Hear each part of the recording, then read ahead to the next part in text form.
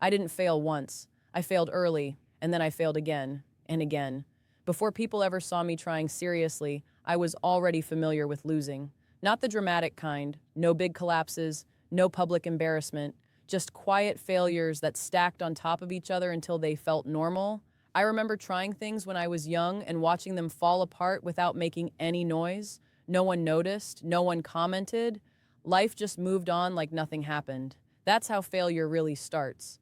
Not with impact, but with silence. I wasn't failing at something impressive. I was failing at small attempts, small ideas, small efforts that didn't even deserve an audience. And when those failed, there was no sympathy. Just the quiet realization that effort doesn't automatically lead to results. That lesson comes early for some people. For me, it came before confidence ever had a chance to form. I tried. It didn't work. I tried again. It didn't work either. At some point, failure stopped feeling like an event and started feeling like a pattern, and that messes with your head.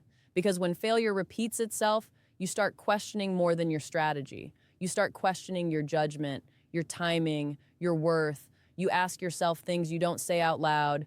Am I bad at this? Am I missing something everyone else understands? Is trying again just embarrassing at this point? Most people don't talk about this stage because it's uncomfortable, it's not inspiring, it's not dramatic, it's just discouraging, and it's where most people stop. I almost did too, not because I didn't care, but because constantly failing without progress drains you. It makes you cautious, it makes you quiet, it makes you lower your expectations before life does it for you. I started seeing how people around me reacted to failure. Some tried once, failed, and changed direction immediately. Some treated failure like proof they weren't meant for something. Some laughed it off publicly but never tried again privately, and I understood them. Because failing once hurts. Failing repeatedly changes you. At some point, ego leaves the room. You stop caring how it looks. You stop caring who's watching. You just care whether you're willing to keep going. That's where I found myself. I wasn't optimistic. I wasn't confident. I was just stubborn enough not to quit yet. I didn't believe failure was good for me. I didn't romanticize it. I hated it. But I also noticed something important. Every time I failed, I learned what didn't work. That might sound obvious, but most people never stay long enough to learn that lesson properly. They fail once and move on. I failed so many times that patterns started showing up. I learned what I was bad at. I learned what I underestimated. I learned where I was rushing and where I was avoiding effort. Failure became repetitive, but so did learning. And slowly, without realizing it, my tolerance increased. I stopped being shocked by rejection. I stopped being discouraged by bad outcomes. I stopped taking failure personally. That didn't make me fearless, it made me durable. By the time others were afraid to try again, I had already failed enough times that one more failure didn't feel threatening. And that's when something shifted. I realized that failing more than others wasn't a weakness. It was evidence that I was still in the game, still testing, still pushing forward while others were protecting their comfort. Most people fail less because they try less. I didn't know where all this effort would lead. I didn't have a clear destination.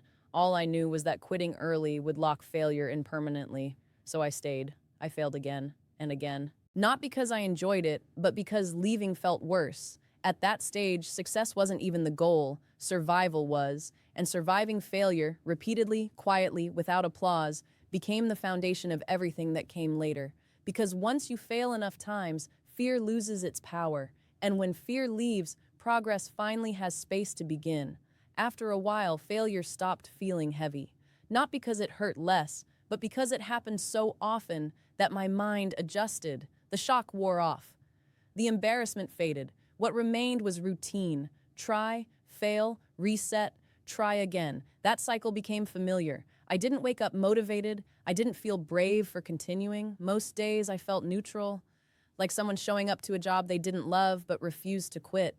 Failure wasn't dramatic anymore. It was expected, and that expectation changed how I approached things. I stopped attaching my ego to outcomes. I stopped believing every attempt had to mean something. I stopped needing validation to continue. I was just trying again because that's what came next. People around me noticed, and not in a good way. They asked why I was still doing this, why I hadn't moved on, why I kept putting energy into something that clearly wasn't working yet. Some were concerned, some were confused, some were quietly dismissive. They thought I was stuck. What they didn't see was that I had already accepted failure as part of the process. I wasn't chasing confidence anymore. I was building tolerance. Most people stop after failure because they expect trying again to feel worse.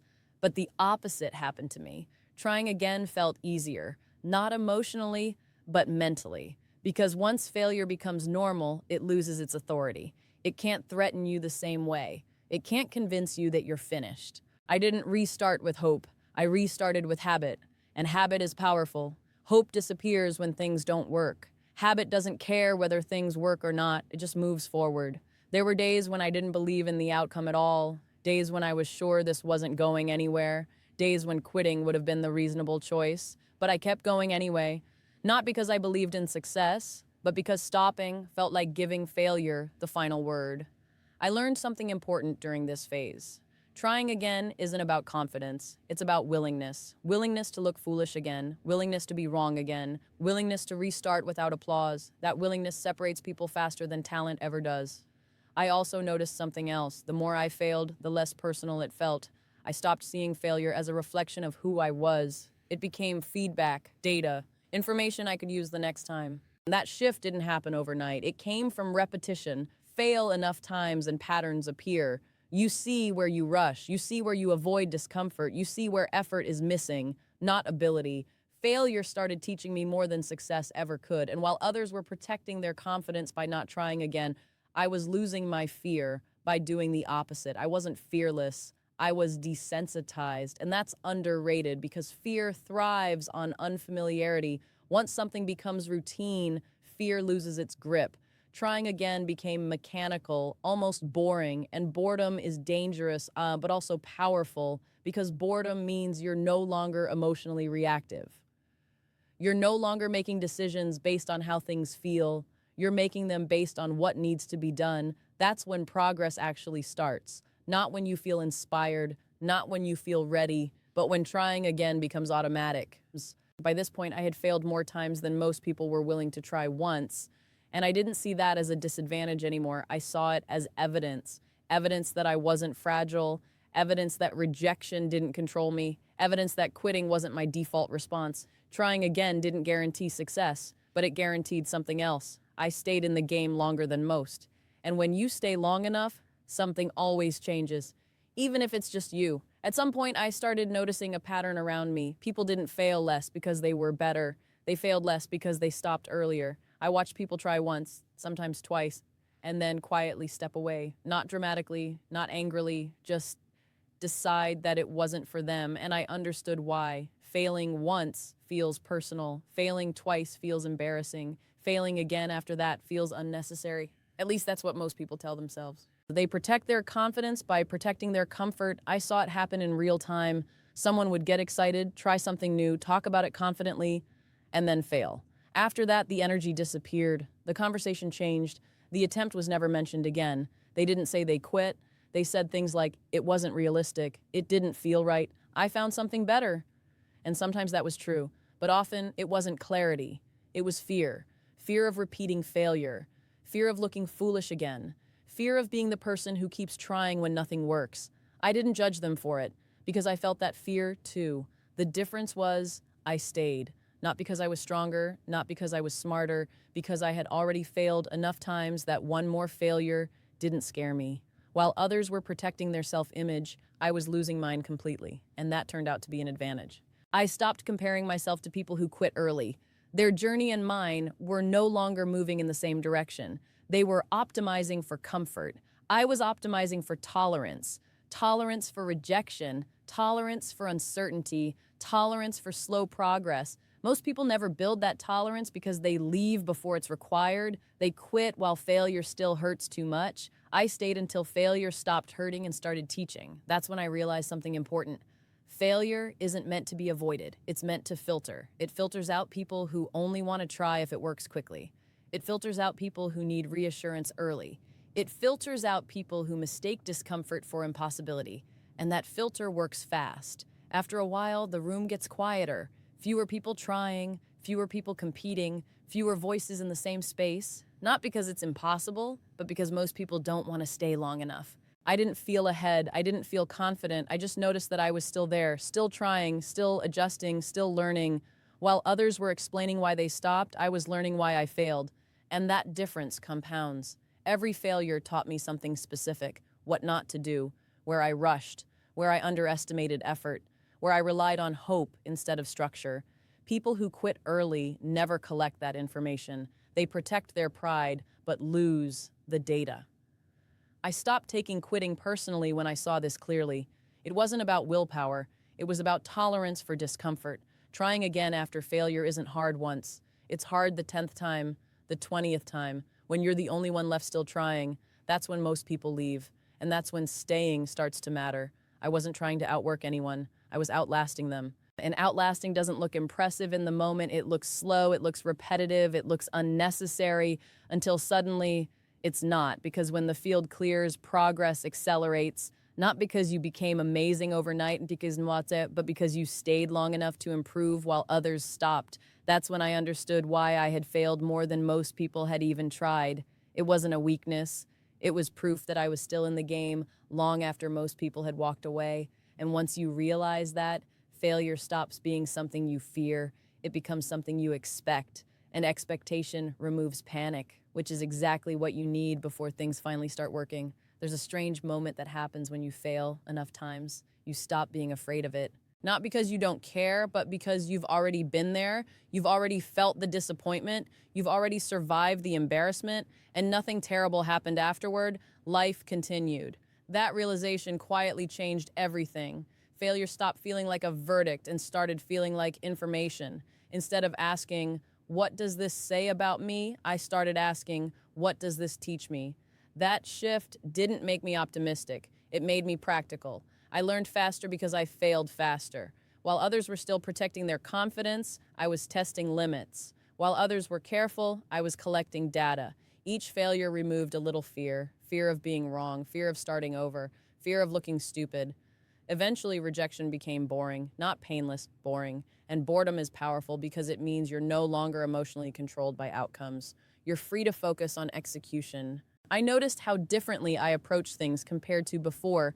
I didn't overthink every attempt. I didn't wait to feel ready. I didn't hesitate because of what might happen. I acted, and action creates feedback. Feedback creates improvement. That's when failure turned into an advantage. Most people fail once and retreat. I failed repeatedly and adjusted. My learning curve wasn't smooth, but it was steep. I learned what didn't work so thoroughly that my options narrowed naturally. Mistakes trained my instincts.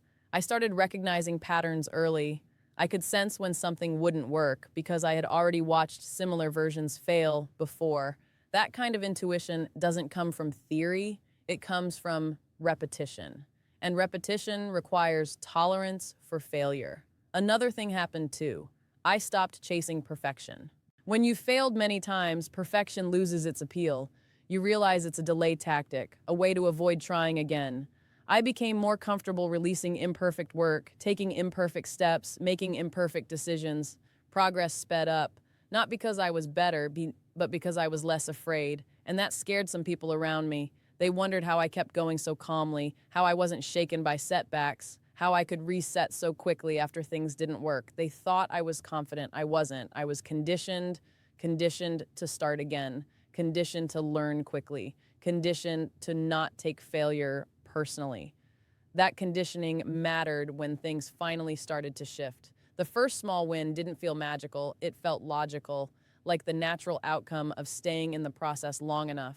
I didn't celebrate much, I just noticed that something had changed. The gap between failure and adjustment had shortened. I failed and corrected faster. I tried and then refined quicker. Momentum began quietly. And I realized something important. People who fail less don't necessarily succeed more. They often just don't stay long enough to benefit from what failure teaches.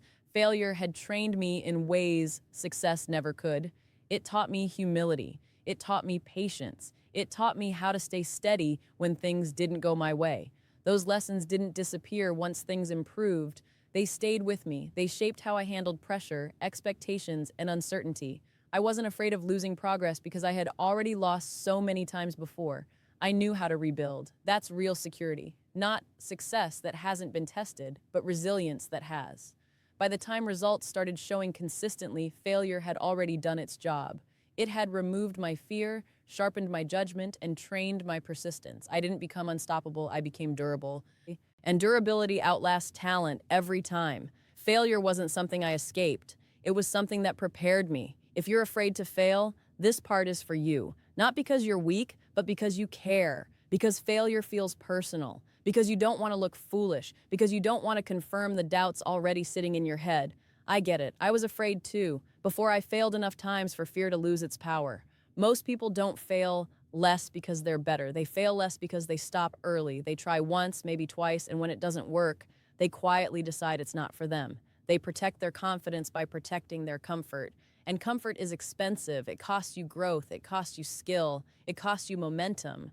Failing more than others wasn't a sign that I was bad at something. It was proof that I stayed longer than most people were willing to. I didn't win because I was talented.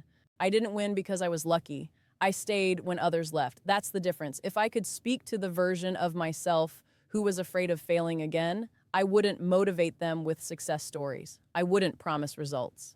I'd say something simpler. Fail more, quit less. Because failure isn't what ends your chances. Quitting does. Every failure you survive increases your tolerance. Every restart trains your patience. Every rejection removes a little fear from the next attempt. People who avoid failure avoid growth at the same time. They stay safe, but they stay small. And here's the part most people don't like hearing. You don't need confidence to start. You don't need clarity. You don't even need belief. You need repetition. Trying once doesn't make you brave. Trying again does. Trying when it's uncomfortable does. Trying when you're tired of trying does. I failed more times than most people were willing to try. And that's why I'm standing where I am today. Not because failure made me special, but because it trained me. Trained me to detach my worth from outcomes. Trained me to learn instead of panic. Trained me to keep moving without emotional permission. That training stays with you. Success might come and go. Failure will always show up. The question is whether you're still willing to stand in front of it.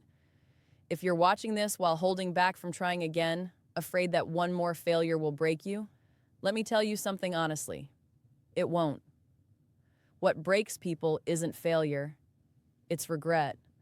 It's looking back and realizing you stopped too early, that you let fear decide for you, that you never found out how far you could really go. I don't regret failing.